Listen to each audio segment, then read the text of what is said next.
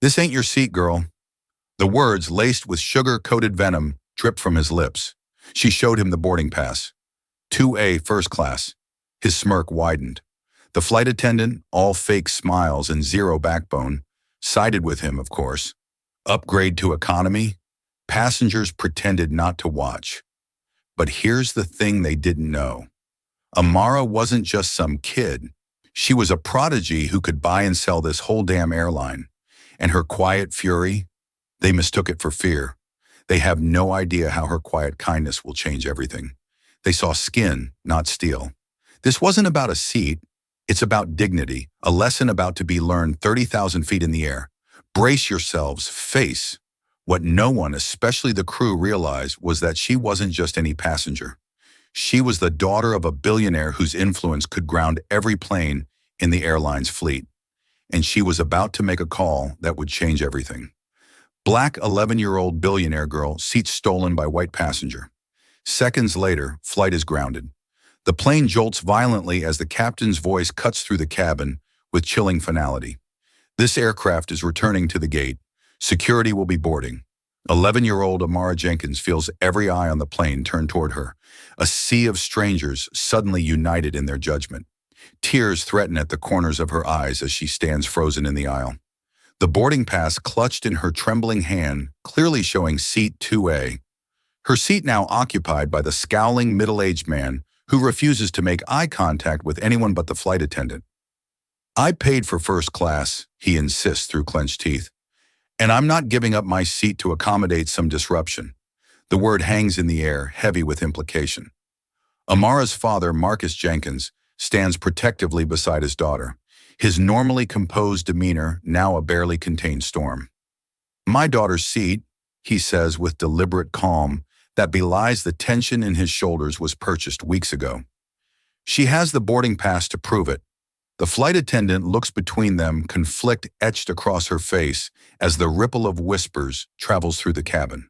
What no one yet realizes is that in exactly 4 minutes, this mundane dispute will escalate into a situation that changes lives forever and exposes truths that some passengers have spent lifetimes trying to hide.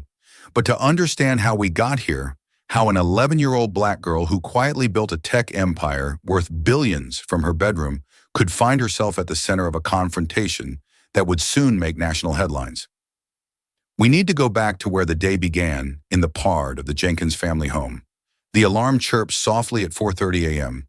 Though Amara's already awake, sleep had proven elusive, as it often did before big meetings. Her bedroom looks like any other child's at first glance. Stuffed animals arranged carefully on a window seat, science fair ribbons pinned to a corkboard, a bookshelf overflowing with dog-eared paperbacks. But the sleek computer setup in the corner tells a different story. 3 monitors display scrolling code financial projections and the latest user statistics for Dreamscape, the educational gaming platform that Amara created when she was 9, now used in schools across 47 countries. Big day, husped Sparrow. Marcus Jenkins appears in the doorway. 2 steaming mugs in hand, the childhood nickname still fits her somehow. This small, quick-minded girl whose source is higher than anyone expects, Amara accepts the hot chocolate gratefully. Nervous, she admits, the Suntech investors are old school. They expect someone different. Marcus sits on the edge of her bed, his own coffee forgotten as he studies his daughter's face. At 48, he's learned to read the subtle signs of her anxiety, the way she tucks her hair behind her ears repeatedly, the slight furrow between her brows. "They expect someone who doesn't look like me," Amara clarifies, meeting her father's eyes directly. This is their unspoken understanding, the reality they navigate daily in the world of tech and finance. A black girl from Detroit isn't exactly what pops into people's heads when they hear tech billionaire. "Then today's the day their heads get rewired," Marcus says simply. A former electrical engineer who left his corporate job to support his daughter's growing company. He's learned that sometimes the most powerful thing he can do is acknowledge the truth without letting it become a barrier. You're not walking into that room to prove you belong there. You're walking in because they need what you've built. Amara nods, drawing strength from the absolute certainty in her father's voice. In the soft morning light with her NASA pajamas and the stuffed penguin she's had since she was 3, She looks like any other kid. Few would guess that the algorithm she developed in this very room revolutionized how children with learning differences interact with educational material, or that her company's valuation had crossed the billion-dollar threshold 6 months ago. San Francisco, here we come, she says, attempting a smile that doesn't quite reach her eyes. Something about this trip feels different, though she can't pinpoint why. As Marcus helps her pack the last of her things, neither of them can possibly know how prophetic that feeling of unease will prove to be.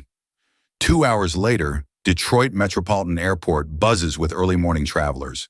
The Jenkins move efficiently through security, a well-practiced routine from frequent business travel.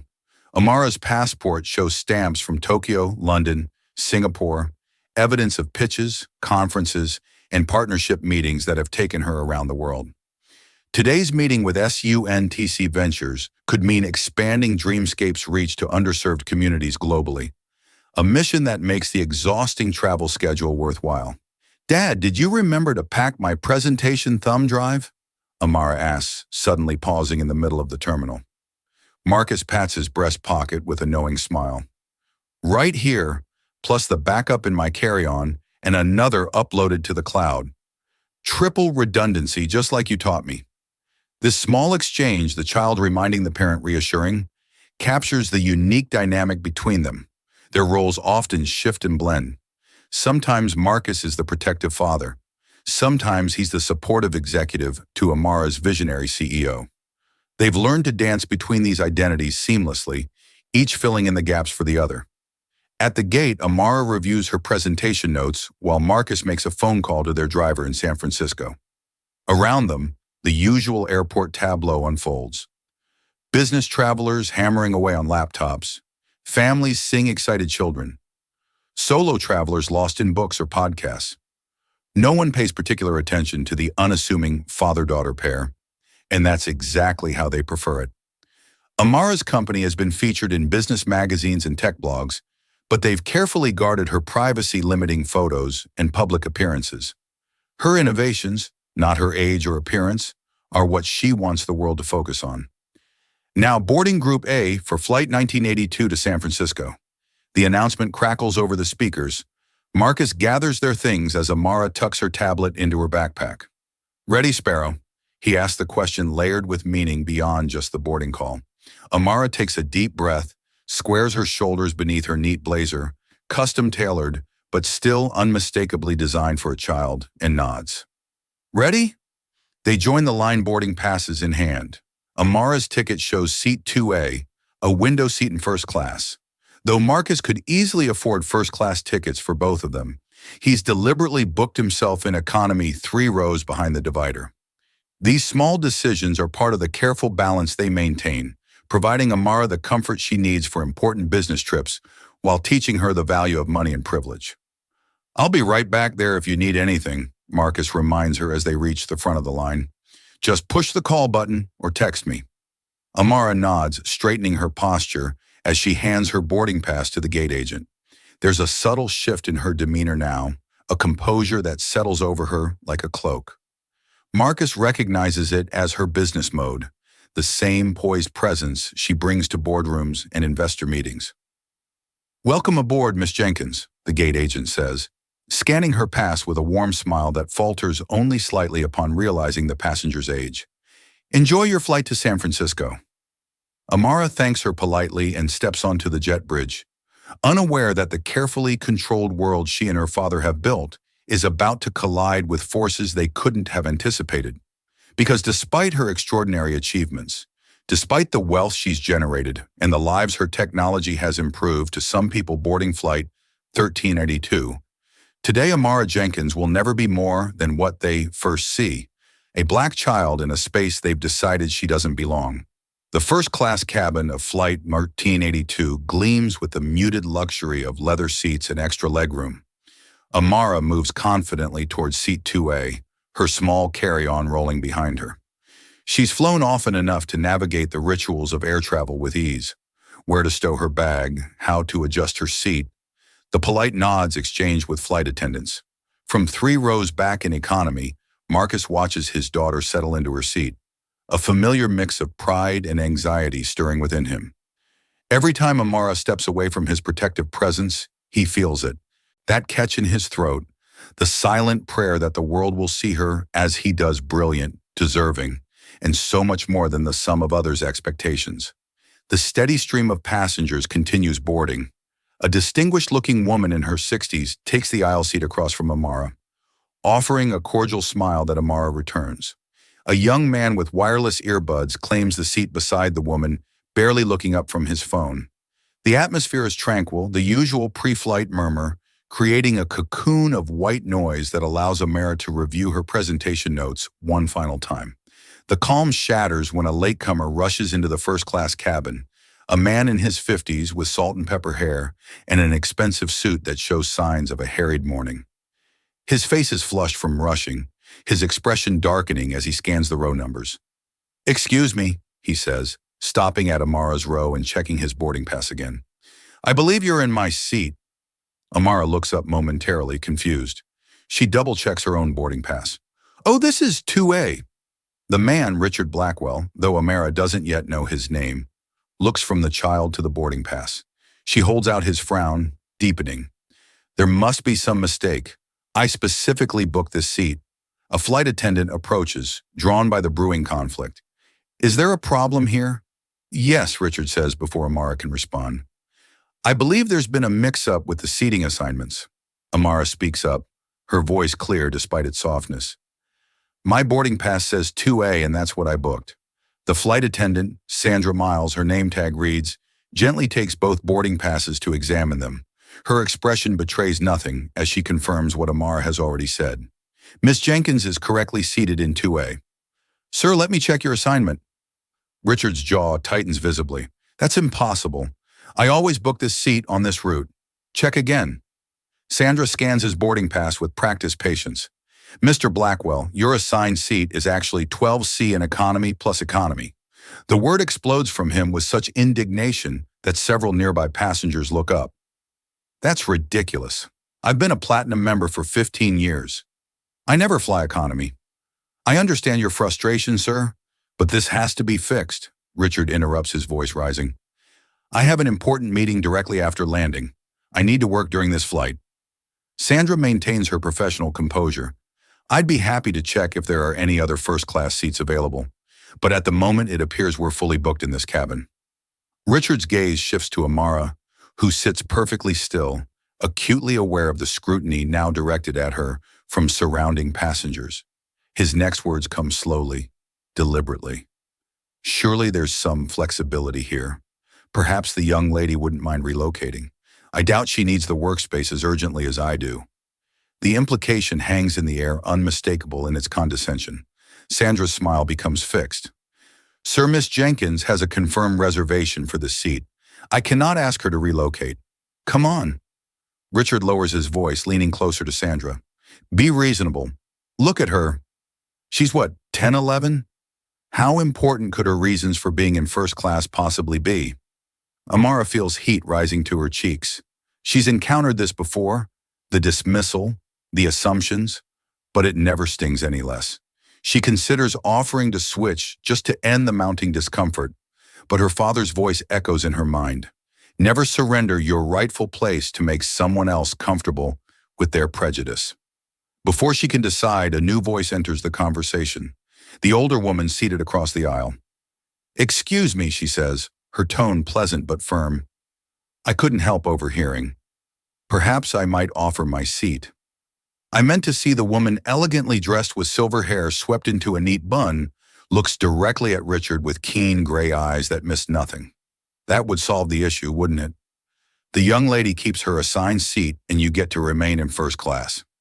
Richard hesitates, thrown by this unexpected intervention. "That's very kind of you, but it's no trouble," the woman continues smoothly. "Though I must say, I'm curious why you assume the child's business in San Francisco is less important than yours." There's a subtle edge to her otherwise pleasant tone. Appearances can be deceiving, after all. The other first-class passengers have gone quiet, watching the drama unfold. Richard looks around, suddenly aware of how the situation appears. His expression shifts calculation, replacing outrage, as he realizes the older woman has offered him a graceful exit from an increasingly awkward confrontation. That's very generous of you, he says finally, his voice forcibly controlled. Thank you. As the woman rises to collect her things, she introduces herself to Amara. Elizabeth Montgomery. Pleasure to meet you, dear Amara Jenkins. Thank you, Miss Montgomery. Elizabeth waves away her thanks. Not at all. I prefer the window anyway. As they rearrange themselves, Elizabeth, now in Economy Plus, Richard sullenly taking the aisle seat she vacated. Amara catches her father's concerned gaze from Economy. She gives him a small nod to indicate all is well. Though the encounter has left her unsettled, she can feel Richard's resentment radiating from the seat across the aisle, sense the weight of his assumptions and judgment. What Amara doesn't know, what no one aboard Flight 1882 could possibly know, is that this minor seating dispute is merely the first domino in a chain of events that will expose long-buried secrets, challenge deep-held beliefs, and ultimately force everyone involved to confront truths about themselves they've spent years avoiding. As the final passengers board and the cabin crew prepares for departure, the real story of this flight is only beginning to unfold. The engines rumble to life as Flight 1882 begins its taxi toward the runway. Amara tucks her boarding pass into her tablet case, trying to shake off the lingering discomfort from the confrontation. Across the aisle, Richard Blackwell makes a show of spreading out his work materials, pointedly avoiding eye contact with the child. He clearly still believes has no business in first class. In economy, Marcus Jenkins keeps a watchful eye forward, his attention divided between the book in his hands and the occasional glimpse of his daughter's head visible over the top of her seat. He'd witnessed enough of the interaction to understand its nature. Another entry in the catalog of slights and assumptions they've encountered throughout Amara's remarkable journey. Pardon me? A voice breaks into his thoughts. Is that seat taken? Marcus looks up to find Elizabeth Montgomery standing in the aisle gesturing to the empty middle seat beside him, the same woman who had given up her first-class seat. No, please. He shifts to make room for her. Elizabeth Montgomery, she offers as she settles in. Marcus Jenkins, that was a kind thing you did up there. Elizabeth's eyes show a flash of recognition at his last name, but she simply says, it seemed the simplest solution to an unnecessary problem.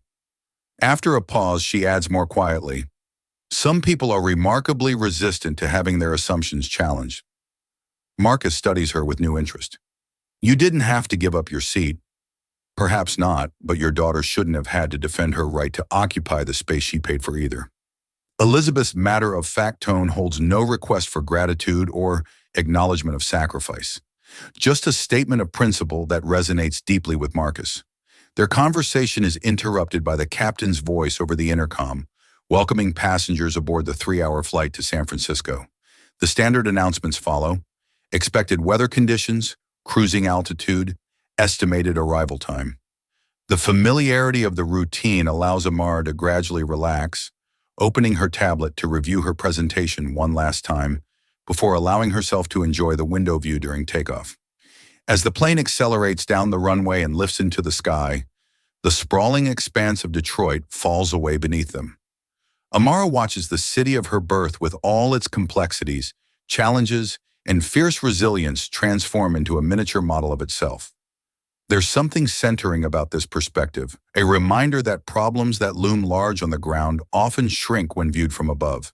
In economy, Marcus and Elizabeth discover a shared interest in engineering. He in electrical systems, she in structural design. Their conversation flows easily, touching on career paths, technological innovations, and eventually the unique challenges of raising a gifted child. She's remarkable, Elizabeth observes after Marcus shares a carefully edited version of Amara's achievements. Though I imagine it hasn't always been an easy road, Marcus offers a measured smile. There have been obstacles, some expected, others less so. The expected ones being the usual suspects: age, gender, race, take your pick. He keeps his voice light, but the accumulated weight of years fighting these battles shows in the tightness around his eyes. The tech world talks a big game about meritocracy, but the reality is people see what they expect to see. Elizabeth finishes for him and they treat people accordingly. Marcus nods, struck by how precisely she's articulated it. Exactly. Sometimes I think the hardest part of my job as her father is teaching her to navigate that reality without letting it diminish her sense of possibility.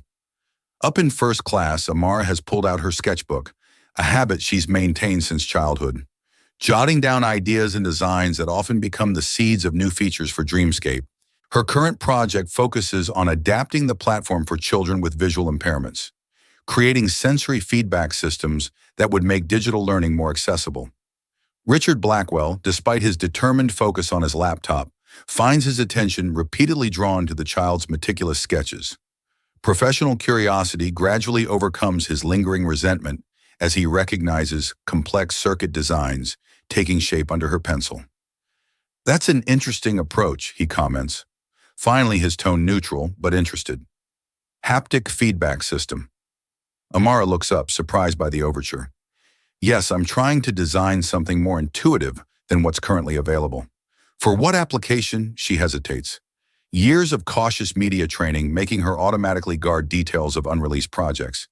But professional enthusiasm wins out. Educational technology for visually impaired students. The existing options are either prohibitively expensive or too simplistic to engage older learners. Richard's eyebrows rise slightly. This is not the answer he expected from a child her age. "You're designing this yourself." "It's collaborative," Amara acknowledges. "I have a team of engineers who help refine the technical specifications, but the core concept and initial design are mine." The conversation might have continued, perhaps even bridged the gulf of misunderstanding between them, had the flight not hit a patch of turbulence at that exact moment. The fasten seatbelt signs illuminate with a soft chime as the plane gives a sudden lurch. Amara grips her armrests, her stoic expression betraying only a slight tension around her eyes. Richard, distracted by steadying his laptop, doesn't notice the child's discomfort, but someone else does. From the middle rows of economy comes a woman in her early 30s, moving quickly against the flight attendant's instructions to remain seated. She pushes forward into first class, her expression urgent. "Amara," she calls, scanning the premium cabin until she spots the girl. "Are you okay?" The woman, dressed in casual business attire, her natural hair pulled back in a professional bun, stops beside Amara's seat, ignoring the flight attendant who follows close behind. Deep breaths, remember: in for 4, hold for 4, out for 4. Amara nods gratefully, following the familiar breathing pattern, while the woman places a reassuring hand on her shoulder. "Ma'am, I need you to return to your seat immediately," Sandra insists. "We're experiencing turbulence." "Just give me a minute," the woman responds without looking away from Amara. She has anxiety during turbulence. "Are you her mother?" Sandra asks, confusion evident in her voice as she looks between them. "No, I'm her chief operating officer," the woman replies matter-of-factly. "Zoe Washington. I work for her." This statement, delivered without fanfare, but with unmistakable seriousness, causes a ripple of reaction through the first-class cabin. Richard Blackwell's head snaps up his expression, cycling rapidly through disbelief, confusion, and dawning comprehension. "Works for her," he repeats, looking at Amara with new eyes. "What exactly do you?" His question is cut short by another bout of turbulence more severe than the first. The plane drops suddenly, then steadies, but the momentary plunge is enough to send Zoe stumbling against the bulkhead. "That's it," Sandra says firmly. "Everyone needs to be in their assigned seats with seatbelts fastened now." Zoe gives Amara's hand a final squeeze. "You good?" Amara nods, her breathing steadier. "I'm good." "Thanks, Zoe." As Zoe makes her way back to economy, the pieces start falling into place for Richard and the other first-class passengers who overheard the exchange. Whispered questions bounce between seats. Did she say she works for the kid chief operating officer? Who is this girl? Richard pulls out his phone despite the flight restrictions, opening his browser to search for Amara Jenkins, before remembering he has no internet access. His expression has transformed completely. The dismissive annoyance replaced by intense curiosity and a dawning recognition that he may have seriously misjudged the situation. Meanwhile, in economy, Marcus has been watching the interaction with concern. Elizabeth notices his tension. "Your daughter doesn't like flying," she asks gently. "Just the turbulence," he explains. "She's fine otherwise. Her COO usually travels with us for important meetings. She's good at helping Amara through the rough patches." Elizabeth processes this new information with a slight widening of her eyes, the only indication of her surprise. I see. Before they can continue, the captain's voice returns over the intercom, more serious than before. Ladies and gentlemen, we're experiencing some unexpected weather conditions. For your safety, we'll be diverting our route slightly to avoid the worst of the turbulence. Our flight time may be extended by approximately 20 minutes. Please remain in your seats with your seatbelts fastened until we've cleared this weather system. A collective groan rises from the passengers, quickly silenced by another jarring bump that sends a drink cart rattling in the galley. As the plane banks into its new course, no one aboard realizes that this minor weather delay is about to become the least of their concerns. Because 30,000 FT below at San Francisco International Airport security personnel are just receiving an alert that will change the trajectory of Flight 1382 in ways no one could anticipate. And the catalyst for this alert can be traced directly back to the seating dispute that had seemed so trivial just minutes earlier. The turbulence gradually subsides as Flight 1382 adjusts its course, leaving behind a cabin full of relieved passengers. Amara's breathing has returned to normal, her momentary anxiety replaced by mild embarrassment at having been the center of attention. She chances a glance across the aisle at Richard Blackwell, who now regards her with undisguised curiosity. So, he begins closing his laptop to give her his full attention. "You're that Amara Jenkins." She tilts her head slightly. "I wasn't aware there were others." The unexpected touch of dry humor catches Richard off guard, eliciting a short laugh despite himself. "Dreamscape, right? The educational platform." Amara nods, neither confirming nor denying her natural caution, with strangers still in place. "My nephew uses it," Richard continues. "He has dyslexia. Your program has been well transformative for him, to be honest." Something in his tone, a genuine warmth that wasn't there before, causes Amara to relax slightly. "I'm glad it's helping him. He went from hating school to looking forward to it. That's no small thing." Richard pauses clearly, wrestling with himself before adding, "I owe you an apology. I made assumptions that were unfair." Before Amara can respond, a flight attendant, not Sandra, but a younger man named Michael, approaches with a tablet in hand, his expression professionally neutral, but with an underlying tension that immediately puts Amara on alert. "Miss Jenkins," he confirms quietly, "the captain would like to speak with you." A flutter of alarm passes through her with me. Why he didn't specify, "Ma'am, if you'll just follow me to the cockpit." Richard's eyebrows shoot up. Is something wrong? Michael maintains his composed expression. "Nothing to be concerned about, sir. Routine matter, but there's nothing routine about summoning a passenger to the cockpit mid-flight, and everyone involved knows it." Amara rises slowly, her mind racing through possibilities. Has something happened to her mother back in Detroit? Is there a problem with their connecting transportation in San Francisco? "Should I get my dad?" she asked, glancing back toward economy. "The captain asked for you specifically," Michael replies, already moving toward the front of the aircraft. "This way, please." As Amara follows him, she catches sight of her father, alert and watching. She gives him a small shrug to indicate her confusion, and he immediately unbuckles his seatbelt to follow. At the cockpit door, Michael knocks in a specific pattern before it opens to reveal Captain James Sullivan, a veteran pilot in his late 50s, with a weathered face and steady demeanor of someone who has navigated countless challenging situations.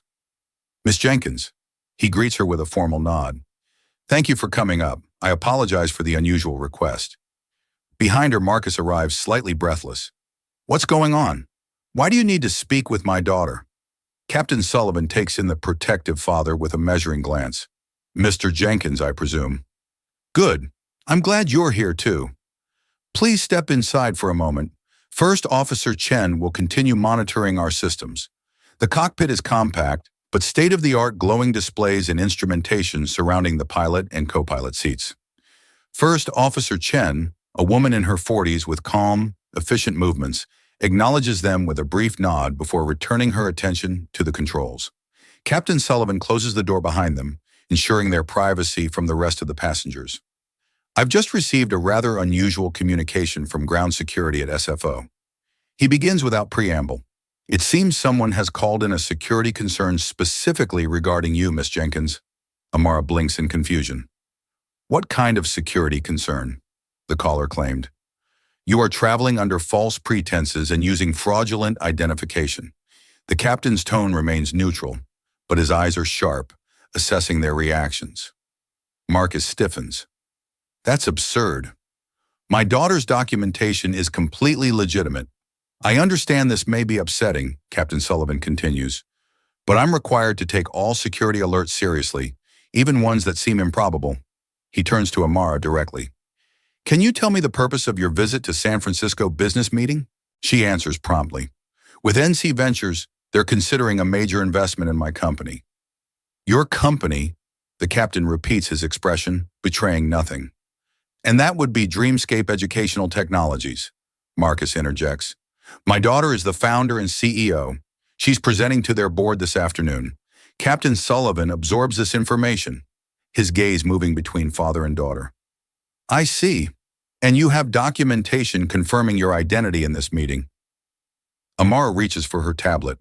I have my passport, the meeting confirmation emails, and presentation materials. Also, my chief operating officer is on board, Zoe Washington, in economy. She can verify everything. The captain accepts the passport, first examining it carefully before returning it with a slight nod. This appears to be an order. However, the security alert was quite specific. The caller alleged that Mr. Jenkins here is using his daughter as a front for questionable business activities. Marcus's expression darkens. That's not just false, it's offensive. Who made this claim? The call was anonymous, Captain Sullivan replies, but it was placed approximately 20 minutes ago, shortly after we took off. The timing registers immediately for both Amara and Marcus. 20 minutes ago, exactly when the seating dispute in first class had occurred. It was him, Amara says quietly. Mr. Blackwell, the man who wanted my seat. Captain Sullivan neither confirms nor denies this, maintaining his professional demeanor. I can't speculate on the source. What I can tell you is that we now have a situation that requires resolution before we can land in San Francisco. Security protocols mandate that we investigate any credible threat. This isn't credible. Marcus argues, his voice tight with controlled anger. This is harassment, plain and simple. Nevertheless, the captain continues. I've been instructed to divert to Oakland, where security personnel will board to verify identities and documentation. The implications hit Amara like a physical blow, but our meeting will miss it. I'm sorry, Miss Jenkins. Once a security protocol is activated, I have no authority to override it. Marcus places a steadying hand on his daughter's shoulder. This is racial profiling, he says quietly but firmly. You must see that. Captain Sullivan meets his gaze directly. What I see, Mr. Jenkins, is a situation I'm required to handle according to procedure. My personal opinions aren't relevant here. First Officer Chen speaks up for the first time, her attention still on her instruments. Captain Oakland approaches, asking for our confirmation of the diversion. Sullivan nods. Tell them we're proceeding as directed. He turns back to the Jenkins. I'll make an announcement to the passengers momentarily. In the meantime, I suggest you gather any documentation that might expedite the verification process once we land. As they exit the cockpit, the reality of what's happening begins to sink in for Amara. Years of careful work building her company, months of preparation for this specific meeting with investors who could help bring Dreamscape to underserved communities globally. All potentially derailed because one man couldn't accept that a black child belonged in first class. The injustice of it burns in her throat as she returns to her seat, where Richard Blackwell watches her approach with renewed interest. Everything all right? He asks, seemingly genuinely concerned. Before she can answer, the captain's voice comes over the intercom. Ladies and gentlemen, this is Captain Sullivan. Due to a security matter that requires attention, we will be diverting to Oakland International Airport. Upon landing, security personnel will board the aircraft to address the situation. We ask for your patience and cooperation during this process. Flight attendants prepare the cabin for arrival. A wave of confused murmurs sweeps through the plane. Richard's expression shifts from curiosity to alarm as he processes the announcement. Security matter. What's happening? Amara meets his gaze directly, her young face suddenly showing a maturity beyond her years. Someone called in a false security alert about me. They claimed I'm traveling under fraudulent identification. The color drains from Richard's face. What? Who would do that? Amara doesn't answer, but her steady gaze speaks volumes. Behind her, Marcus has returned to his seat in economy, where he's explaining the situation in hushes to Elizabeth Montgomery and Zoe Washington. The news spreads quickly through the cabin. Whispered speculations, worried glances, passengers checking their watches and calculating how this delay will impact their plans. As the plane begins its descent toward Oakland, the full consequences of this chain of events have yet to unfold. What began as a petty seating dispute has escalated into a security incident that will force confrontations with prejudice, privilege, and power that no one aboard Flight 13982 could have anticipated when they boarded in Detroit just hours ago. And for Amara Jenkins, child prodigy tech innovator, and now the center of a controversy, not of her making the real test of her resilience, is only just beginning. The plane jolts violently as the captain's voice cuts through the cabin with chilling finality. This aircraft is returning to the gate. Security will be boarding. 11-year-old Amara Jenkins feels every eye on the plane turned toward her. A sea of strangers suddenly united in their judgment. Tears threaten at the corners of her eyes as she stands frozen in the aisle. The boarding pass clutched in her trembling hand, clearly showing seat 2A. Her seat now occupied by the scowling, middle-aged man who refuses to make eye contact with anyone but the flight attendant. I paid for first class, Richard Blackwell insists through clenched teeth, and I'm not giving up my seat to accommodate some disruption. The word hangs in the air, heavy with implication.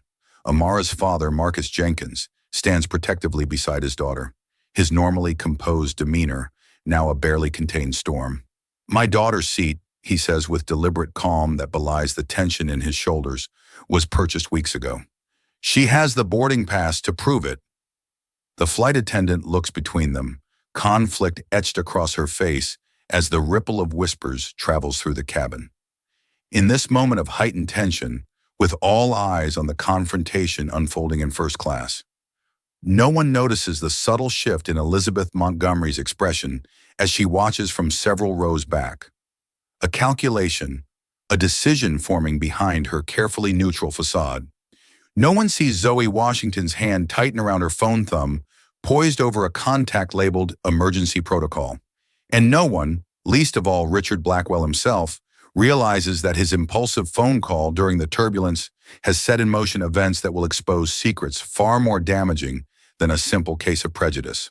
As Flight 13982 begins its approach to Oakland International Airport, the atmosphere in the cabin has transformed.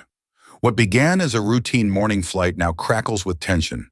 Passengers whisper among themselves, casting furtive glances toward Amara, whose straight-backed posture and composed expression reveal nothing of the turmoil within. In economy class, Marcus speaks urgently with Zoe. "Call Diane," he instructs, referring to their company's legal counsel. "Tell her what's happening and have her contact someone at the Oakland field office. We need to get ahead of this."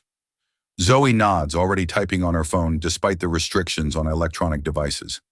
As Dreamscape COO, she's accustomed to handling crises, though usually of the technical or financial variety, not this personal attack on the company's young founder.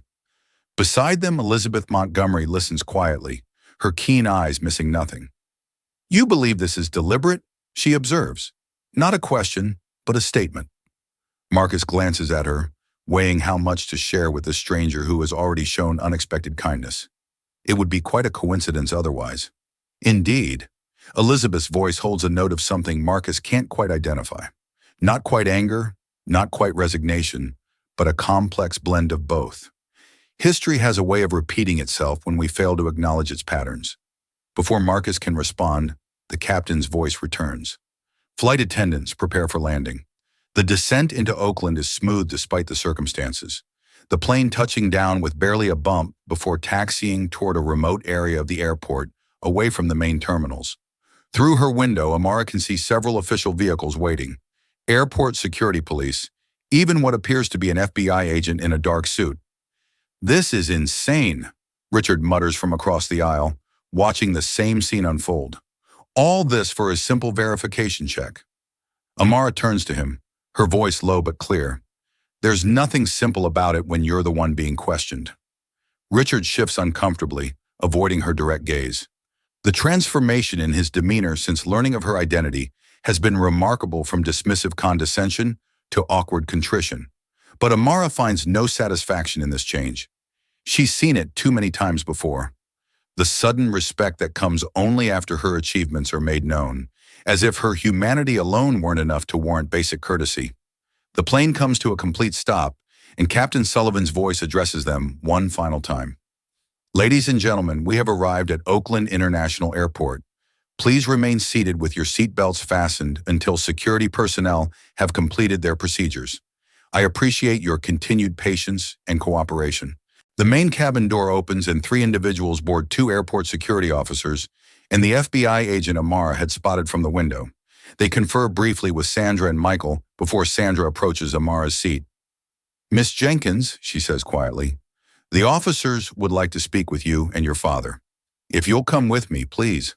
Amara rises with the dignity that has become her armor in difficult situations.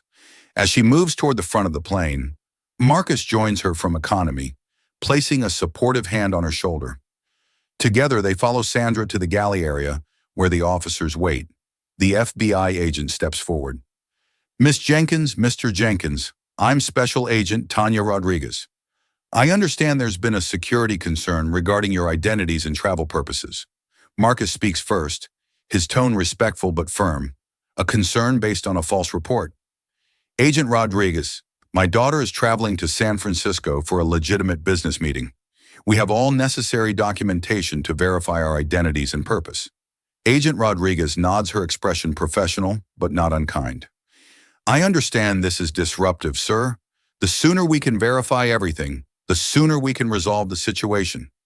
As Amara and Marcus present their passports, meeting confirmations, and company documentation, the rest of the passengers watch with varying degrees of interest and impatience.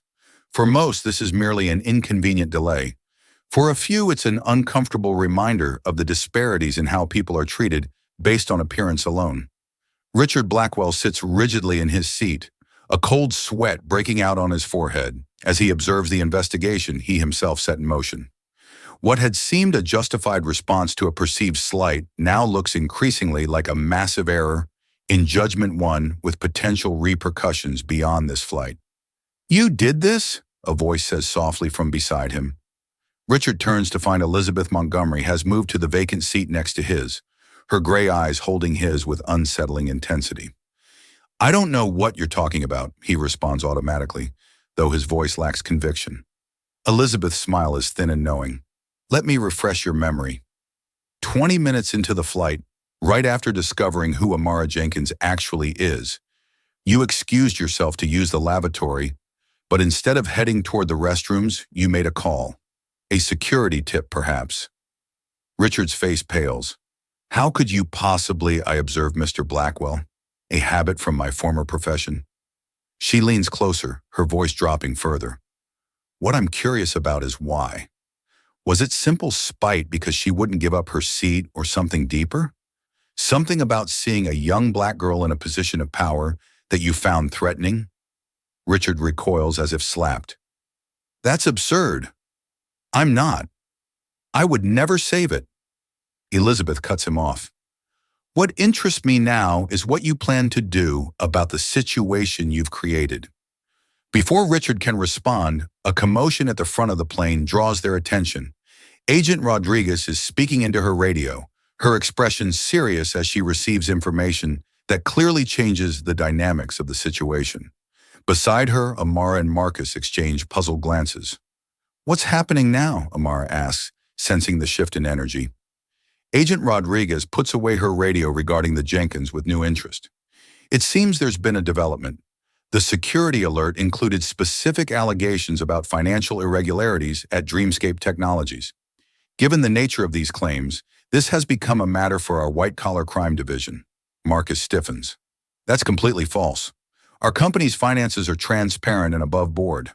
Nevertheless, Agent Rodriguez continues, "I've been instructed to escort both of you to our field office for further questioning." The implication hits Amara with stunning force. This is no longer just about verifying their identities. Someone is deliberately trying to discredit her company using this security alert as a vehicle for a much more damaging accusation. Our legal counsel is already en route. Marcus states his voice level, despite the anger building beneath the surface, will cooperate fully, but I want it on record that these allegations are baseless and I believe maliciously motivated. As Agent Rodriguez begins making arrangements for their escort from the plane, Zoe Washington pushes forward from economy. I'm coming too, she states, not a request, but a declaration. As Chief Operating Officer of Dreamscape, I should be present for any questions regarding company operations. The agent considers this briefly before nodding. That's acceptable. The whispers among passengers have grown louder, speculation running rampant. Richard Blackwell sits frozen in his seat, the full weight of what he's inadvertently set in motion finally hitting him. This has escalated far beyond what he intended, beyond what he could have imagined when he made that impulsive call. Elizabeth studies him with a mixture of disgust and something almost like pity. Well, Mr. Blackwell, she says quietly, it appears your actions have had rather more significant consequences than you anticipated. As Amara, Marcus, and Zoe gather their belongings to disembark, Captain Sullivan emerges from the cockpit to address the remaining passengers. Ladies and gentlemen, I've just been informed that we'll be continuing to San Francisco shortly. Those of you with connecting flights will be rebooked as necessary. We apologize for the inconvenience and thank you for your patience. A collective sigh of relief passes through the cabin, all except for Richard, who watches with growing horror as Amara is escorted from the plane. The child's face is a mask of composure, but as she passes his seat, she pauses momentarily, her dark eyes meeting his. I hope your meeting goes well, Mr. Blackwell, she says softly. No accusation in her tone, just a simple statement that somehow cuts deeper than any reproach could have. And then she's gone, leaving Richard to face not only the curious stares of fellow passengers, but the much more devastating confrontation with his own conscience.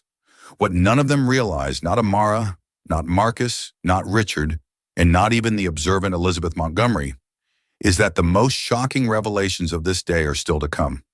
Because when the Jenkins family's attorney arrives at the FBI field office, she'll bring information that connects this incident to a much larger pattern. One that will trace back to power players in the tech industry who have been working behind the scenes to discredit and derail Dreamscape for reasons that have nothing to do with prejudice and everything to do with profit. The stage is now set for a confrontation that will test not just Amara's resilience, but the very foundations of justice in a system that too often favors power over truth.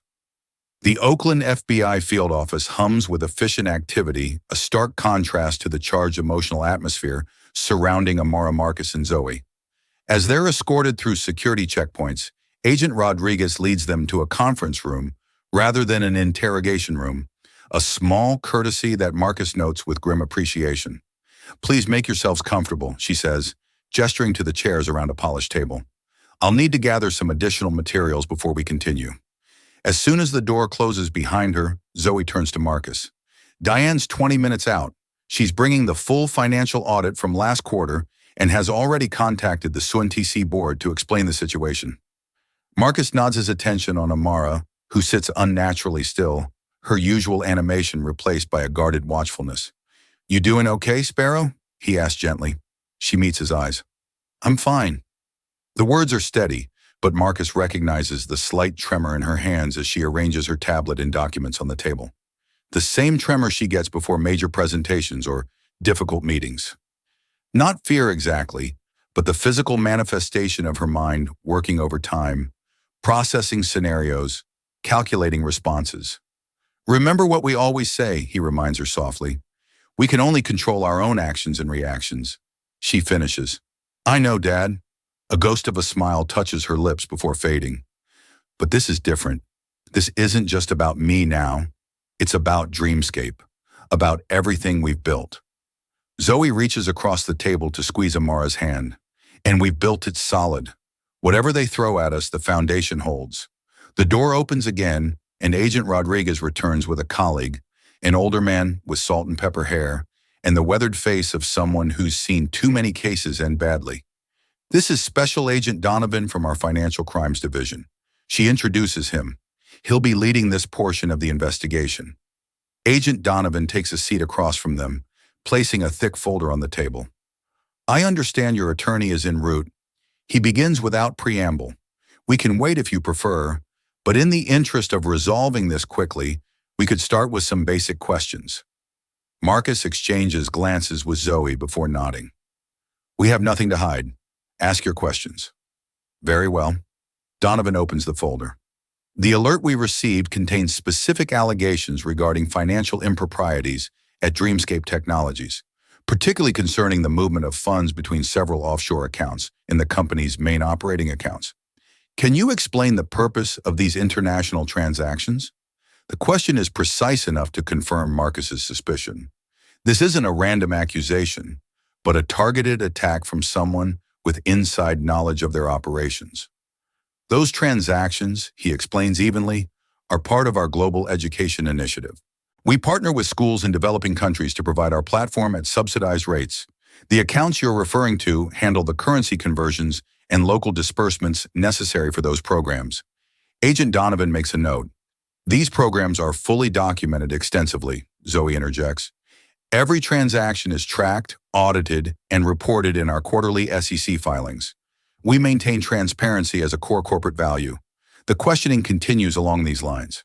Detailed inquiries about specific financial operations that reveal whoever made the allegations has access to information not readily available to the public. Throughout, Amara remains mostly silent, listening intently, but speaking only when directly addressed. Her youth makes her presence in this federal investigation all the more striking. A child CEO defending her company against accusations that could destroy everything she's built. 40 minutes into the questioning, the door opens again and a woman strides in with purposeful energy. Diane Chen, Dreamscape's chief legal counsel, impeccably dressed and radiating controlled ferocity. I apologize for the delay, she says, placing her briefcase on the table. I'm Diane Chen, representing Dreamscape Technologies and the Jenkins family. I'd like a moment with my clients before we proceed further. Agent Donovan nods. Of course, we'll step out briefly. Once the agents leave, Diane turns to the group, her expression grave. This is worse than we thought. The allegations aren't random. They're too specific to informed. Someone with access to our financial structures is behind this. An insider? Zoe asks, alarmed. Possibly, or someone who's hacked our systems. Diane pulls out her tablet. But that's not all. I did some digging on the flight here. This isn't an isolated incident. She turns the screen toward them, showing a series of news articles and financial reports. 3 other minority-founded tech startups have faced similar allegations in the past 6 months, all just before major funding rounds or expansion announcements. All were temporarily derailed by investigations that ultimately found no wrongdoing. Marcus leans forward, scanning the information with growing concern. You think we're being targeted as part of a pattern? I know we are, Diane confirms, and I think I know why. Techor Ventures. The name sends a chill through the room. Techor, one of the largest technology investment firms in the country, known for aggressive acquisition strategies and ruthless competitive tactics. They approached us last year, Amara recalls quietly. Wanted to buy Dreamscape for about 1/3 of its value, Marcus adds. We declined. Diane nods grimly.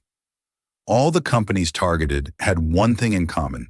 They'd refused buyout offers from TechCore or its subsidiaries. Shortly after, they all faced anonymous accusations that triggered federal investigations. Zoe curses under her breath. So this isn't just about Blackwell and his prejudice. He was just the convenient trigger. He made the call, Diane confirms, but the specific financial allegations came from somewhere else. Someone was waiting for an opportunity, and he handed it to them. Amara has been quiet, absorbing this information with the focused intensity that those who know her recognize as her problem-solving mode. We need proof, she says finally, not just patterns, but concrete evidence connecting TechCore to these false allegations. Diane's expression softens slightly as she looks at the young CEO. That's exactly what I've been working on, and I think we might have a lead. She pulls up another document on her tablet. One of TechCore's senior VPs was on your flight today. The revelation lands like a thunderbolt. Marcus straightens in his chair. Who? Elizabeth Montgomery. The name hangs in the air for a long moment as they process this information. Elizabeth, the older woman who had given up her first-class seat, who had sat beside Marcus in economy, engaging him in seemingly friendly conversation. The woman who had observed everything with those keen gray eyes missing nothing. She never mentioned Marcus begins, then stops, realizing the naivety of his assumption that she would have identified herself. Of course she didn't. Diane says, but here's where it gets interesting.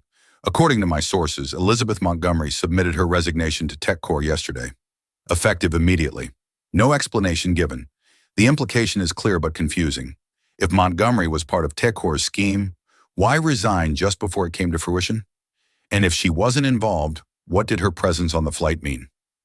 Before they can explore this further, the agents return. Diane immediately shifts into professional mode, presenting the documentation she's brought and skillfully redirecting the questioning to focus on the pattern of targeted accusations against minority-founded tech companies. What you're suggesting, Agent Donovan says after reviewing the materials, would constitute corporate espionage and potential securities fraud. Those are serious allegations, no more serious than the ones leveled against my clients, Diane counters smoothly. The difference is I've provided substantial evidence supporting our claims. The dynamic in the room has shifted subtly but significantly. What began as an investigation of Dreamscape has transformed into something more complex, a potential investigation into TechCore's practices and the systematic targeting of minority-owned businesses. As the agents confer quietly in the corner, Amara watches them with a clarity beyond her years. She understands now that what happened on Flight 1382 was never really about a seating dispute or even about Richard Blackwell's prejudice. Those were merely the visible symptoms of a much deeper, more insidious problem. The lengths to which powerful interests will go to maintain control of industries they consider their exclusive domain. What she doesn't yet know is that back on the plane now landing in San Francisco, Elizabeth Montgomery is making a phone call that will upend everyone's assumptions about who is truly pulling the strings in this elaborate corporate chess game. Flight 1982 touches down at San Francisco International Airport, nearly 2 hours behind schedule. As passengers prepare to disembark, Richard Blackwell remains seated unmoving, even as others retrieve their belongings from overhead bins. The reality of what he set in motion weighs on him like a physical presence.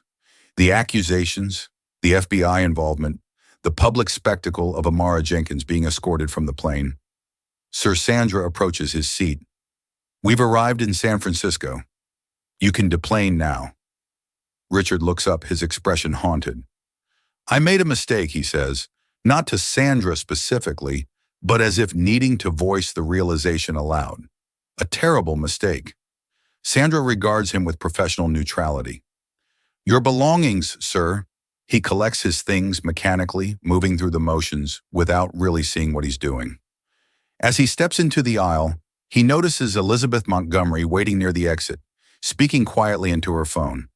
Something about her posture, alert, authoritative, catches his attention. This isn't the same pleasant older woman who gave up her seat. There's a steel in her bearing that he hadn't noticed before. Their eyes meet briefly as he approaches the exit. Elizabeth ends her call, studying him with an unreadable expression. Mr. Blackwell, she acknowledges with a slight nod. Miss Montgomery, he hesitates, then asks, do you think they'll be all right? The Jenkins. I mean, Elizabeth's smile is enigmatic. I believe they're more capable than most people give them credit for. After a pause, she adds, though I wonder if you'll be all right once the full story comes to light. Before Richard can respond, she's gone, moving swiftly through the jet bridge toward the terminal. Her cryptic words follow him as he makes his way to baggage claim, adding to his growing sense that there are dimensions to this situation he doesn't yet comprehend. At the Oakland FBI field office, the atmosphere has shifted dramatically. Agent Donovan returns to the conference room with Agent Rodriguez and a third individual, a stern-looking woman in her 50s, introduced as Assistant Director Keller. Miss Jenkins, Mr. Jenkins Keller, addresses them directly. After reviewing the documentation provided by your counsel and conducting some preliminary verification, we believe your company may indeed have been targeted as part of a larger pattern of corporate malfeasance. Marcus maintains his composure, though relief flickers briefly in his eyes. What happens now? We'll be expanding our investigation to include these potential corporate espionage elements, Keller explains. The meantime, you're free to go, though we may need to contact you for additional information as we proceed. Diane gathers their materials efficiently. My clients will cooperate fully, of course. And I trust the Bureau will investigate these systematic attacks on minority-founded businesses with the same vigor rate applied to investigating Dreamscape.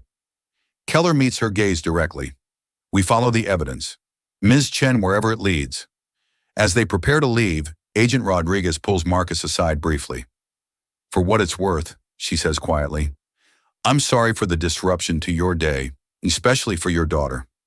Marcus nods, appreciating the human acknowledgement behind the professional exterior. Thank you. Outside the field office, a bureau car waits to transport them to San Francisco. As they settle into the vehicle, Amara finally allows herself to relax slightly, the rigid control she's maintained throughout the ordeal beginning to ease. We've missed the meeting, she says, checking the time on her tablet. Son's board won't wait. Zoe shakes her head, a smile playing at the corners of her mouth. Actually, they will. I got a text while we were wrapping up in there. They've rescheduled for tomorrow morning. Amara looks up surprised. Why would they do that? Because Diane explains Elizabeth Montgomery called them. Apparently, she's joining their board of directors effective immediately, and she specifically requested they accommodate your situation. The revelation stuns them all into momentary silence. Elizabeth Montgomery, TechCorp VP until yesterday, witness to everything that happened on Flight 1982, now suddenly on NTC's board. I don't understand, Marcus says finally. Whose side is she on? Diane's phone chimes with an incoming message. She reads it, her eyebrows rising slightly. According to this, she's on ours. She's just sent documentation to the FBI confirming TechCorp's systematic targeting of minority-founded tech companies, including internal memos, emails, and financial records. She's a whistleblower, Amara realizes the pieces falling into place. That's why she resigned from TechCorp. She was gathering evidence, and that's why she was on our flight, Marcus adds, remembering their conversation in economy. She wasn't just making small talk. She was verifying what she already suspected about Dreamscape being the next target. Zoe shakes her head in disbelief. Talk about being in the right place at the right time. I don't think it was coincidence, Amara says thoughtfully. I think she's been watching all of this unfold for months, building her case, waiting for the right moment to act. As they drive toward San Francisco, the landscape of the Bay Area spreading out before them, the full complexity of what they've experienced begins to sink in. What started as a simple seating dispute had revealed layers of prejudice, corporate corruption, and systemic targeting of minority entrepreneurs, but also unexpected allies in the power of standing firm in the face of injustice. For Amara, the day's events have reinforced what she's always known, that her path as a young Black female CEO would never be straightforward, that obstacles would arise from directions she couldn't anticipate, but that persistence and integrity ultimately matter more than the barriers others try to place in her way. What she doesn't yet know is that the most revealing confrontation is still to come, because Richard Blackwell, consumed by guilt and a desperate need to make amends, is waiting at their hotel in San Francisco with revelations that will connect the final dots in this elaborate web of corporate manipulation and personal prejudice. The St. Regis San Francisco welcomes the Jenkins party with the discreet efficiency that characterizes luxury accommodations. As they check in the front desk, manager informs them that a Mr. Richard Blackwell has been waiting in the lobby for the past hour, requesting to speak with them. Richard Blackwell, Marcus repeats, exchanging glances with Zoe and Diane from the flight. Yes, sir. The manager confirms he was quite insistent, though I assured him we couldn't confirm whether you were staying with us or not. Marcus's expression hardens. Tell him. I'll see him, Amara interrupts quietly. When the adults turn to her in surprise, she adds, I want to hear what he has to say. After a brief discussion, they agree to meet Blackwell in a private conference room rather than their suite. Amara freshens up quickly, changing from her travel clothes into a simple but professional outfit. Dark jeans, a crisp white button-down, and the custom blazer that has become something of a signature look for her public appearances. You don't have to do this, Marcus reminds her as they head downstairs. Not after everything that's happened today. Amara straightens her shoulders. I know, but I think it's important. Richard Blackwell rises when they enter the conference room, his normally confident demeanor replaced by visible discomfort. He looks as if he hasn't slept in days, though it's been only hours since the flight. Miss Jenkins, Mr. Jenkins, he begins awkwardly. Thank you for agreeing to see me. I know I'm probably the last person you want to talk to right now. You called in a false security alert that led to my daughter being questioned by the FBI, Marcus states flatly. So yes, this wouldn't have been my first choice of evening activities. Richard winces at the directness, but doesn't deny it. I did, and there's no excuse for my behavior. None. He takes a deep breath. But there's something you should know. Something that doesn't justify what I did, but might help explain the larger situation you found yourselves in. Diane steps forward. Mr. Blackwell, as Dreamscape's counsel, I should advise you that anything you say here could potentially be used in legal proceedings. I understand. He nods. And I accept whatever consequences come my way. But this is bigger than me, or my prejudice. He practically spits the last word as if finally acknowledging the ugly truth he's been avoiding. Go on, Amara, says her young voice, somehow the most authoritative in the room. Richard reaches into his briefcase and pulls out a folder. I work for Next Gen Educational Systems. We're a direct competitor to Dreamscape, though our products aren't nearly as innovative or effective as yours. This admission clearly costs him. But he continues. 3 months ago, TechCore Ventures acquired a controlling interest in Next Gen. Almost immediately, the culture changed. There was a new focus on aggressive market strategies and eliminating obstacles to growth. He slides the folder across the table. 2 weeks ago, I was brought into a strategy meeting with senior management.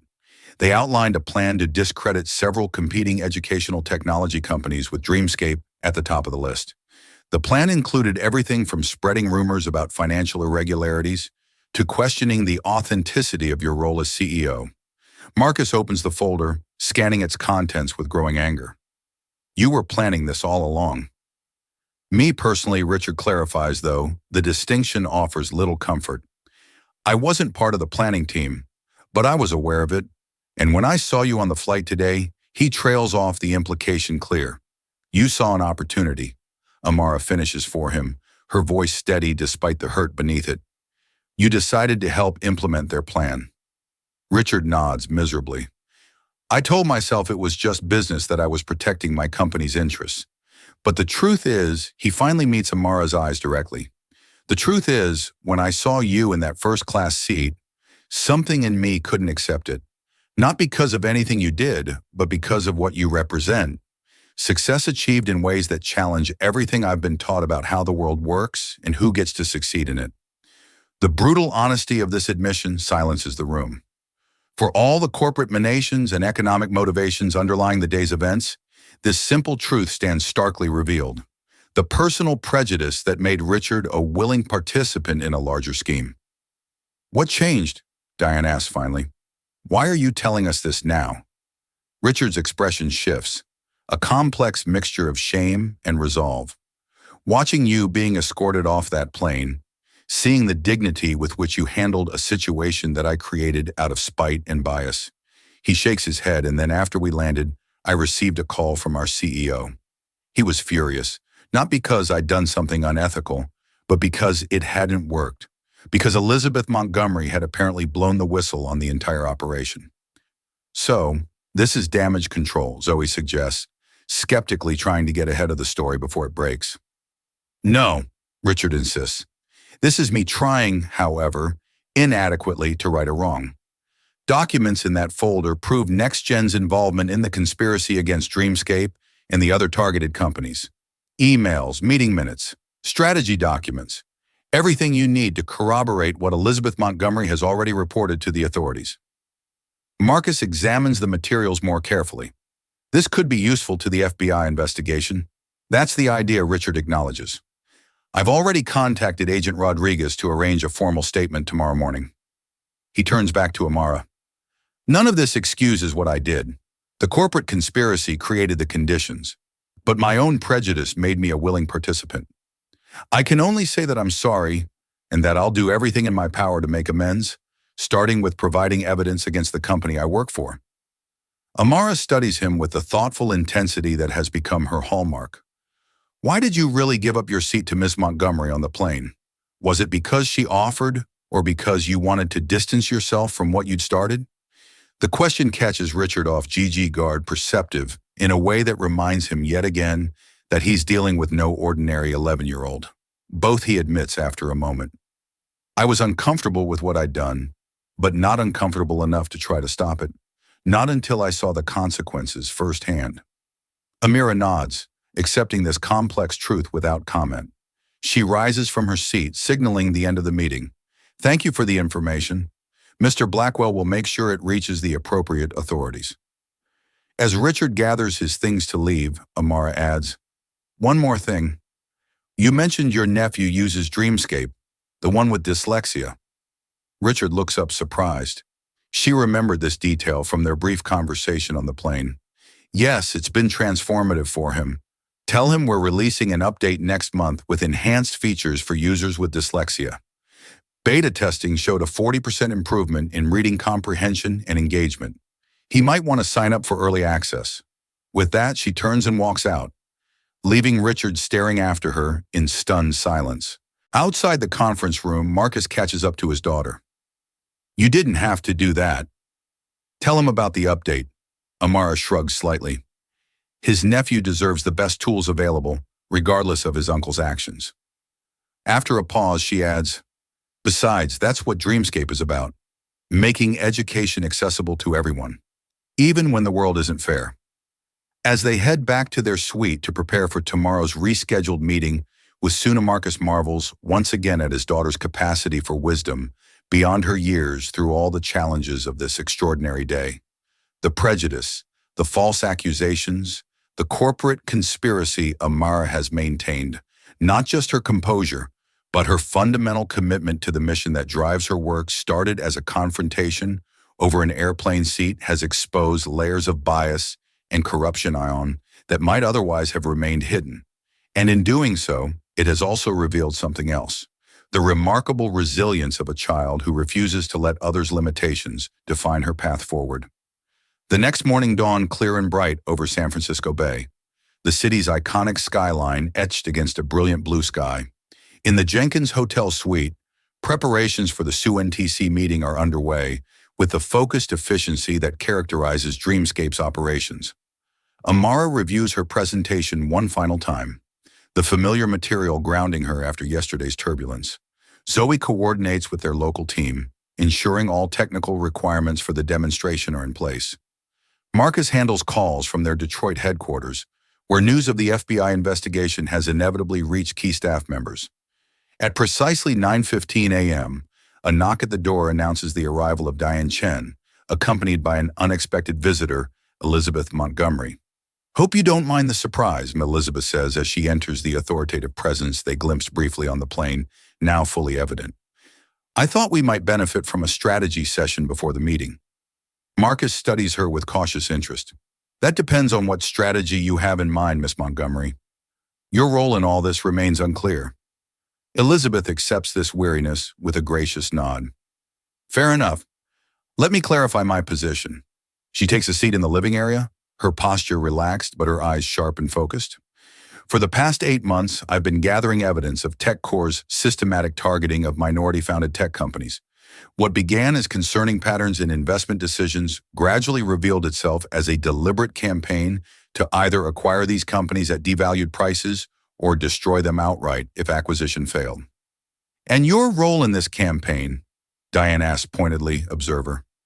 Initially, Elizabeth admits I was brought into relevant meetings because of my expertise in educational technology markets. What I heard disturbed me enough to start documenting everything, secretly recording meetings, saving emails, photographing documents. When I had sufficient evidence, I took it to a federal prosecutor I trust. Why not go public immediately, Zoe challenges? Because I needed to ensure the evidence was unassailable. Elizabeth explains TechCore has powerful friends, excellent lawyers, and a remarkable ability to reframe narratives in their favor. If I moved too soon with too little proof, they would have buried the story and me along with it. Amara, who has been listening quietly, finally speaks. You knew they were targeting Dreamscape next. Elizabeth turns to her with a respectful nod.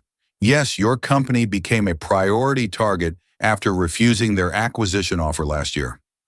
The success of your platform represents a particular threat to their educational technology portfolio, especially with NextGen's inferior products losing market share quarter after quarter. So you booked yourself on our flight deliberately, Marcus realizes. To warn us to protect you if possible, Elizabeth corrects, or at least to witness and document whatever happened. I didn't anticipate Mr. Blackwell's involvement. That was an unfortunate coincidence that accelerated their timeline. She pulls out her tablet, bringing up a document. The good news is the FBI now has everything they need to pursue charges against TechCore's leadership. The bad news is they won't go down without a fight. They'll use every resource at their disposal to discredit you, your company, and your daughter. Which brings us to today's meeting. Diane interjects. CUNTC Ventures? Exactly. Elizabeth's expression brightens. CUNTC represents a critical opportunity not just for Dreamscape's expansion plans, but as a public vote of confidence that could help insulate you from TechCore's inevitable counterattacks. Amara has been absorbing this information with her characteristic intensity. You joined SUNTC's board to ensure this meeting happened. Elizabeth smiles, genuinely impressed by the child's perception. I've been consulting with SUNTC for years. When I left TechCore, they offered me a board position. The timing was fortuitous. And your recommendation to their investment committee, Marcus asks, still not entirely willing to trust this unexpected ally. Will be based entirely on the merits of Dreamscape's proposal, Elizabeth assures him, which based on my analysis of your platform and growth metrics should be strongly positive. But ultimately, Amara's presentation will need to convince the full board. All eyes turn to Amara, who meets their collective gaze with calm determination. I'm ready. The Suncup Ventures headquarters occupies 3 floors of a gleaming tower in the financial district. The Jenkins team arrives 30 minutes before their scheduled presentation, escorted to a waiting area with panoramic views of the bay. The opulence is subtle but unmistakable. Original artwork on the walls, furnishings that whisper rather than shout their expense staff who move with the practiced efficiency of those accustomed to serving the powerful. Amara takes it all in with outward composure. Though Marcus can sense her heightened awareness, the slight straightening of her posture, the careful modulation of her voice as she confirms technical requirements with the assistant who greets them. These small adjustments are familiar to him now, his daughter's way of armoring herself for environments where her youth and appearance might otherwise undermine her authority. At precisely 1100 a.m., they're escorted into SUNTC's main boardroom, where 12 people await them. The investment committee key advisors and Elizabeth Montgomery now seated among them as the newest board member. Her presence offers no special acknowledgement of their shared experience the previous day, maintaining the professional boundaries that the situation requires. What follows is a masterclass in poise and preparation. Amara presents Dreamscape's global expansion plan with a confident authority that has become her trademark in professional settings. She navigates complex questions about scalability, localization challenges, and ROI projections with precise, thoughtful responses. The technical demonstration of the platform's newest features, including the enhanced dyslexia support she'd mentioned to Richard Blackwell, draws appreciative murmurs from the committee. Throughout, Marcus watches the board members' reactions, noting the subtle shift from polite interest to genuine engagement. He's witnessed this transformation countless times.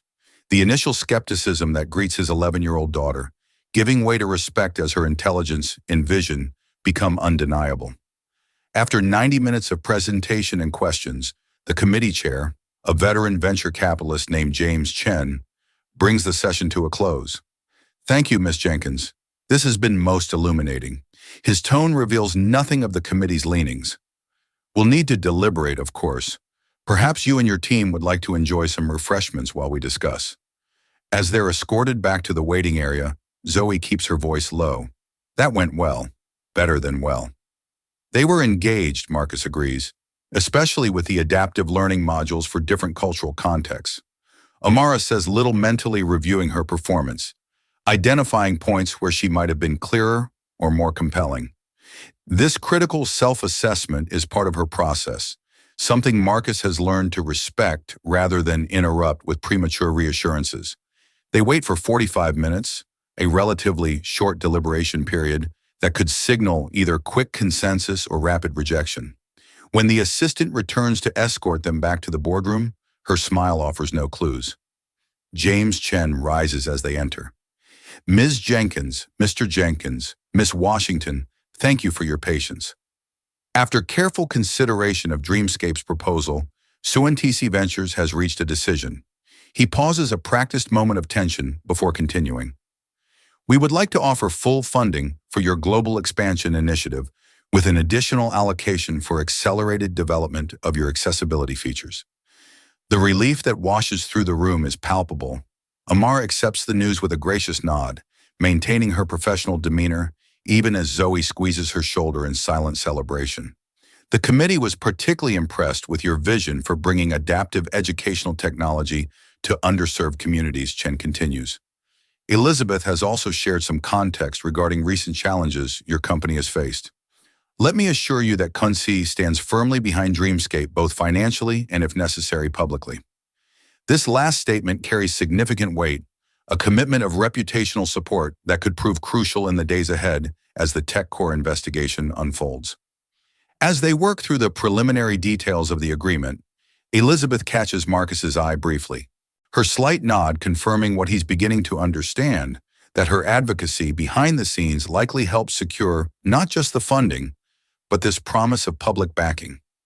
Later, as they exit the building into the bright San Francisco afternoon, the magnitude of what they have accomplished begins to sink in. Despite everything, the confrontation on the plane, the false accusations, the FBI questioning, they've secured the partnership necessary to bring Dreamscape's technology to children around the world who need it most. We did it, Sparrow, Marcus says softly as they wait for their car. Amara looks up at him, her serious expression finally giving way to the smile of the 11-year-old beneath the CEO persona. We did it despite everything they tried to do to stop us. Because of who you are, he tells her, fierce pride in his voice. Because you never let anyone else define what you can achieve. As their car arrives to take them back to the hotel, Amara's phone chimes with a news alert. She reads it quickly, her expression growing solemn again. The FBI has just announced a formal investigation into TechCore Ventures for corporate espionage, securities fraud, and conspiracy. Good, Zoe says firmly. It's about time someone held them accountable. Amara is quiet for a moment, processing the implications. This is going to be big, isn't it? It's not just about us anymore. It never was, Marcus tells her gently. What happened on that plane? What's been happening to companies like ours for years? It's all part of something much larger. Systems that resist change. People who can't see beyond their own biases. Power structures that work to preserve themselves at any cost. But those systems can be changed. Amara responds with the unwavering belief that has driven her since she first conceived Dreamscape in her bedroom 2 years ago. That's what we're doing, isn't it? Building something better.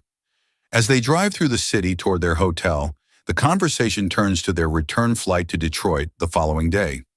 A journey that will undoubtedly feel different after everything they've experienced. There will be challenges ahead as the TechCore investigation unfolds.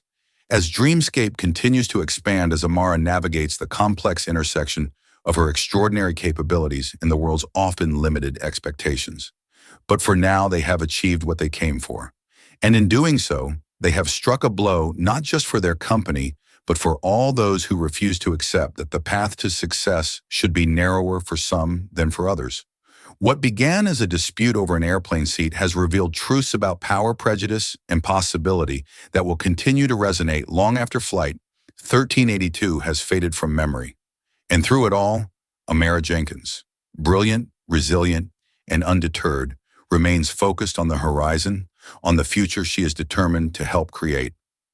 As the sun sets over San Francisco Bay, casting long golden shadows across the cityscape, she turns her thoughts not to the obstacles that have been placed in her path, but to the millions of children around the world who will soon have access to the tools she's created. Tools that might help them overcome their own obstacles and realize their own extraordinary potential. In the end, that's what matters most. Not the seats we occupy on any given journey, but the doors we open for those who will follow. Epilogue. 6 months later, the auditorium at Detroit's Community Innovation Center buzzes with anticipation. Hundreds of educators, technology specialists, and students have gathered for the official launch of Dreamscape's Global Access Initiative, a program that will bring the platform to schools in 27 countries with specialized adaptations for different learning styles, cultural contexts, and accessibility needs. Behind the stage, Amara adjusts her blazer, a new one necessary, as she's grown an inch since the events in San Francisco. At 12 now, she stands at the threshold of adolescence, her face maturing, though still unmistakably young. Beside her, Marcus reviews the program schedule while Zoe coordinates with the technical team, ensuring the demonstration will run smoothly. Nervous, Marcus asks, recognizing the familiar signs, the slight bouncing on her toes, the repeated tucking of hair behind her ears. A little. Amara admits it's a big room full of people who believe in what you've built. He reminds her, and after everything that's happened this year, that means something. Indeed, the past 6 months have been transformative for Dreamscape and the broader tech industry. The FBI investigation into TechCore Ventures has expanded to include multiple charges of corporate espionage, resulting in the indictment of several senior executives. Richard Blackwell, making good on his promise to cooperate fully with authorities, provided testimony that helped secure these indictments. Though he too faces charges for his role in the false security alert, Elizabeth Montgomery has emerged as a powerful advocate for ethical business practices and diversity in tech leadership. Her whistleblower status giving her a platform to address long-standing issues of bias and exclusion in the industry. Her regular appearances before congressional committees and industry forums have kept the conversation about these issues in the public consciousness. As for Amara and Dreamscape, the SUNTDC partnership has propelled the company to new heights with user numbers doubling and implementation in school districts across the country. More significantly, the publicity surrounding the attempted sabotage of a Black-owned educational technology company sparked important conversations about representation and opportunity in tech entrepreneurship. 2 minutes, the stage manager calls, breaking into Amara's thoughts. She takes a deep breath, centering herself in the moment, ready.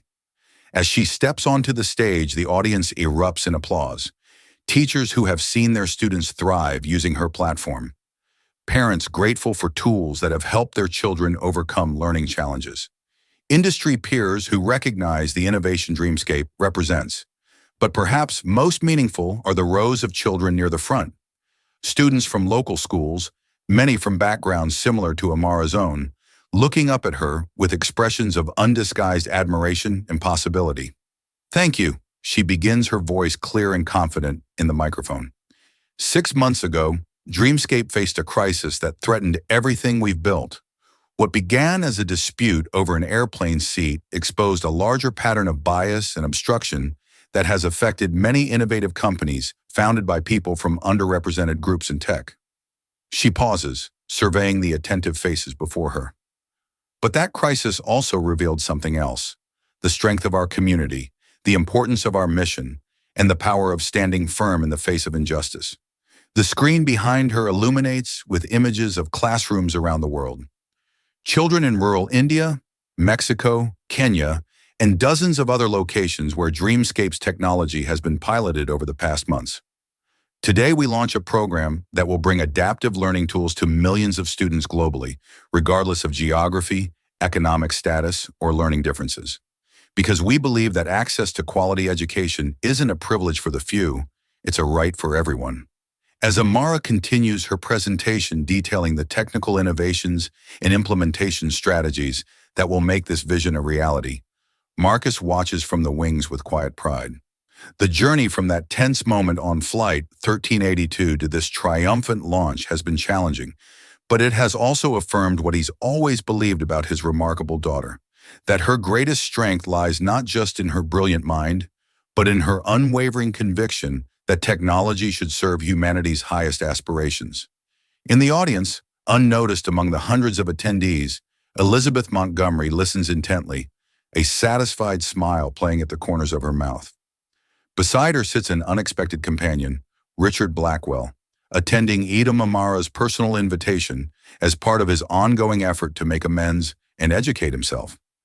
His expression is contemplative, a man still reckoning with his own biases, but committed to the difficult work of change. As the presentation concludes and Amara invites questions from the audience, a young girl of about 9 raises her hand. "I want to make software like you when I grow up," she says, her voice carrying clearly through the auditorium.